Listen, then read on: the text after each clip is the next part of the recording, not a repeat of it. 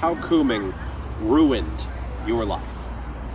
I'm going to tell you a little bit about how you sacrificed all of your energy, all of your libido, unto fantasies and illusions. And a little bit about, why you have certain illusions and how you can overcome them. So let's take a look at how cooming ruined your life. I've formulated 4 primary types of sexuality, which is to say that there are 4 primary traps that internet pornography utilizes. So let's take a look at castration anxiety. Let's talk about castration anxiety.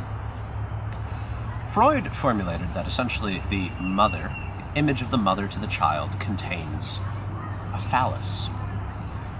The child, especially the boy child, just assumes that everybody has a penis.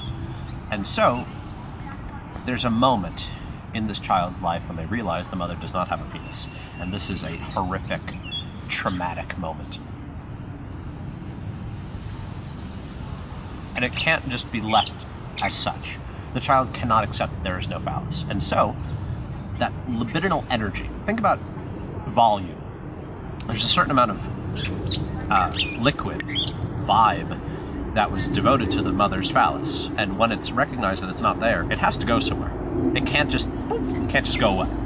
And so, the child has to recontextualize, and that energy has to be put somewhere else. Feet, legs, underwear, hair. Freud even uses the case of a nose. So this is the most innate, primal form of fetishism. This is something relatively normal. Now, this is not to say that internet pornography that speaks to it is normal. Namely, the fetishism that is spoken to online, what might for a normal fetishist in the old days have been simply a basic pleasure, it becomes the sole focus to the online fetishist, because there is infinite internet pornography made just for your fetish. So the child who associated the mother's missing phallus with the mother's feet is now going to have infinite foot fetish videos. Infinite. They can fall into feet forever. And that is the desire of the fetishist. Otherwise the pornography would not have been made. And so if you find that there's one single body part that you are attracted to, you can fall infinitely into it. That is trap number 1. Trap number 2. Now, this is Oedipal fetishism, which is almost more common than castration anxiety. This is the stuff that just about everybody has, because family trauma, which is the center of Oedipus, is just so extraordinarily common. Now, this is fetishism that is built on anytime that you were spanked as a child, anytime you were reprimanded, yelled at, told you were naughty, told you were bad, all of that went into you. And you said, oh, I'm bad. I'm a bad little boy, I'm a bad little girl. I need to be reprimanded. I need to be punished. I need to be spanked. All of this, it doesn't go away. And you think you want to call your boyfriend daddy because of nothing? You think you want a mommy GF because of nothing? You're wrong. All of that familial trauma, it all went into, and you formed your own little, upside down, inverted Leave It to Beaver, wherein the parents wanted to destroy you, spank you, and keep you down. And you know what that is? Online pornography. It's the opposite of Leave It to Beaver, where, it's a sitcom where every day you're punished in a new way. There's a new thing you did wrong. Or, alternatively, you are a master. You are the parent, and your naughty little child is bad again and again and again. Are you regaining power that you had lost from your mom and dad? Or are you giving up to mom and dad again and again and again and again? Which way is it going to be? Are you going to engage with your own traumas? Engage with them through action, through sexuality, through freeing drama? Or are you going to live in internet pornography and re-engage the trauma in a meaningless way? Cooming and cooming and cooming. Devoting magical energy, devoting libido to that same old trauma again and again and again.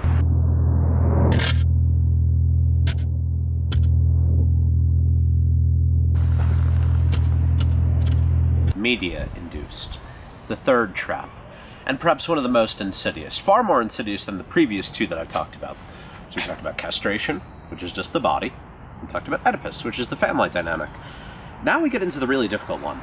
And now this is for the child, who I've talked about quite a bit. I've talked about it in the Tomboy GF in particular, in some of my video game videos. This is for the child who was neglected.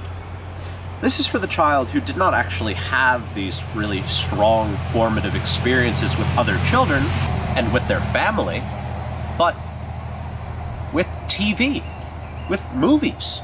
These are for the children who experienced nothing.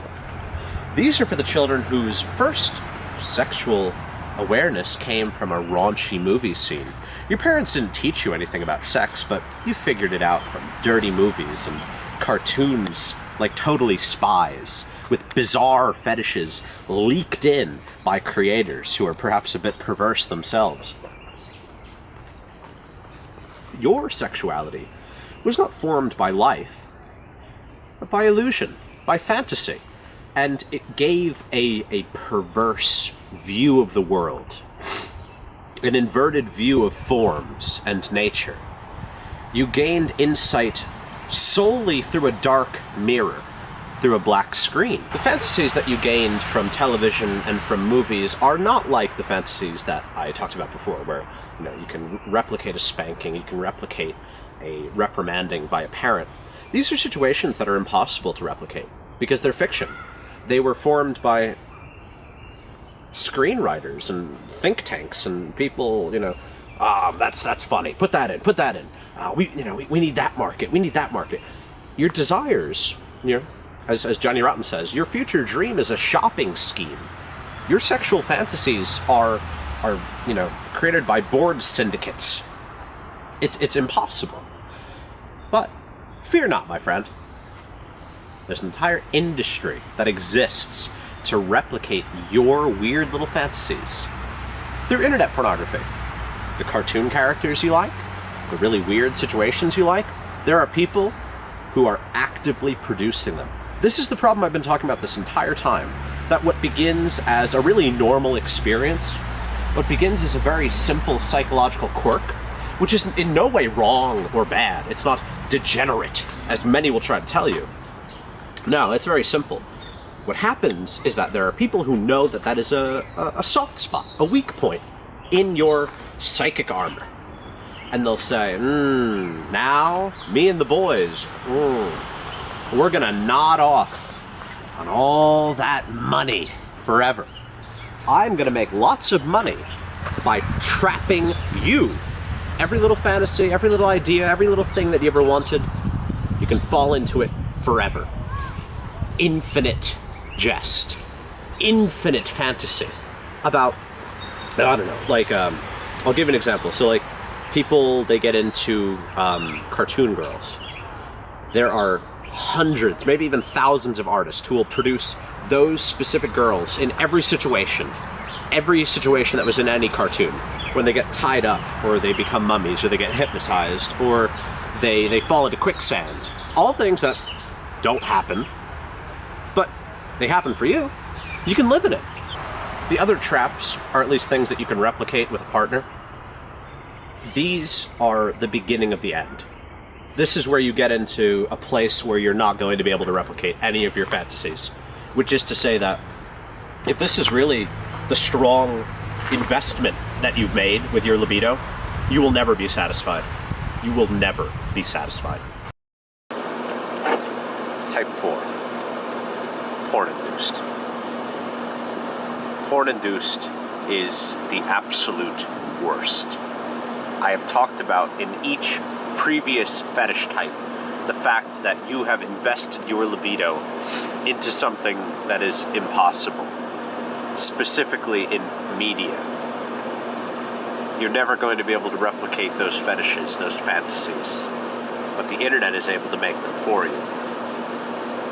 This is the outcome of somebody whose desires are shaped not only by media, but they have so fully found their home in internet pornography that they are aroused by nothing but illusion, fiction, and fantasy. Their libido has been invested entirely in the digital. They are aroused by inflation and crystals in joints, crystals in knees, and Sonic in diapers, and a wide variety of things, too multiplicitous to mention. Wonder Bread. All of these things are fully catered to by 1,000 artists, by 1,000 websites, but you will never experience them. You will never find satisfaction, and your libido will grow more and more distorted and more distended. This is when we truly enter a realm of danger in terms of sexuality and sexual health. The only way out is through, if you're already in this deep. Visit MemeAnalysis.com. And remember, memes matter.